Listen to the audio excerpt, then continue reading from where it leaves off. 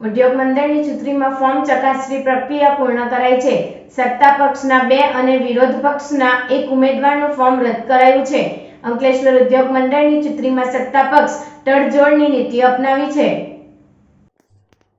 અંકલેશ્વર ઉદ્યોગ મંડળની તારીખ 29 જૂને યોજાનાર ચૂંટણીમાં જનરલ કેટેગરીના 8, રિઝર્વ કેટેગરી માટે 1 અને કોર્પોરેટ કેટેગરી માટે 1 સભ્ય માટે ચૂંટણી જંગ ખેલાશે। મેનેજિંગ કમિટીના સભ્યો માટેની ચૂંટણીમાં ઉમેદવારી પત્રો ચકાસણીની પ્રક્રિયા આજ રોજ પૂર્ણ થઈ હતી, જેમાં જનરલ કેટેગરીના 3 ફોર્મ ટેકનિકલ કારણોસર રદ કરવામાં આવ્યા હતા। ચાલુ વર્ષો લોકસભાની ચૂંટણીને અનુલક્ષી પાછળ ઠાલવવામાં આવે ચૂંટણીની જાહેરાત કરી દેવામાં આવી હતી, જેમાં 6 જૂનના રોજ ઉમેદવારી પત્રોનું વિતરણ અને 11મી જૂનથી ઉમેદવારોને નોંધણી કરવામાં આવી હતી। આજે ઉમેદવારી પત્રોની ચકાસણી કરવામાં આવતા જનરલ કેટેગરીની 8 બેઠકો માટે ભરાયેલ કુલ 32 ફોર્મ પૈકી 3 ફોર્મ ટેકનિકલ કારણોસર રદ થયા હતા। આથી હવે 29 ફોર્મ માન્ય છે।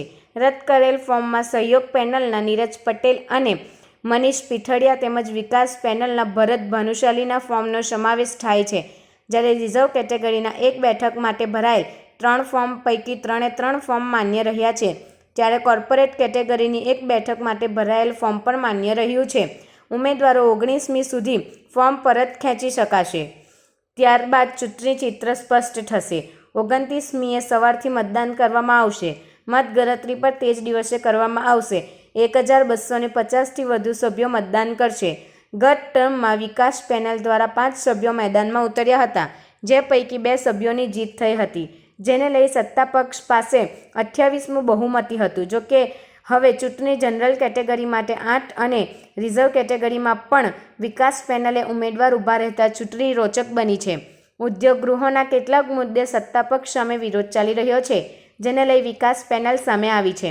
ત્યારે ગત ટર્મમાં 2 સભ્ય જીત્યા બાદ ચાલુ વર્ષે 10 પૈકી 9 બેઠક પર ઉમેદવાર ઊભા રાખી સત્તારૂઢ સહયોગ પેનલને પડકારી છે, જેને લઈ હાલ ઉમેદવારો આગામી 19 સુધી ફોર્મ પરત ખેંચી લે તે માટે તડજોડની નીતિ અપનાવી લોભ લાલચ આપવાની શરૂઆત કરી છે। ક્યાંક સંબંધ તો ક્યાંક સત્તાનો ઉપયોગ કરી સામે પક્ષે ઉમેદવાર ફોર્મ પરત ખેંચી લેવાની કોર્પોરેટ રમત શરૂ થઈ છે। ત્યારે આગામી ચૂંટણીમાં સત્તારૂઢ પેનલ માટે વિરોધના વંટોળ અને રહેણાંક વિસ્તારમાં પાલિકા બનાવવાની માંગને લઈ કપરા ચઢાણ જોવા મળી રહ્યા છે।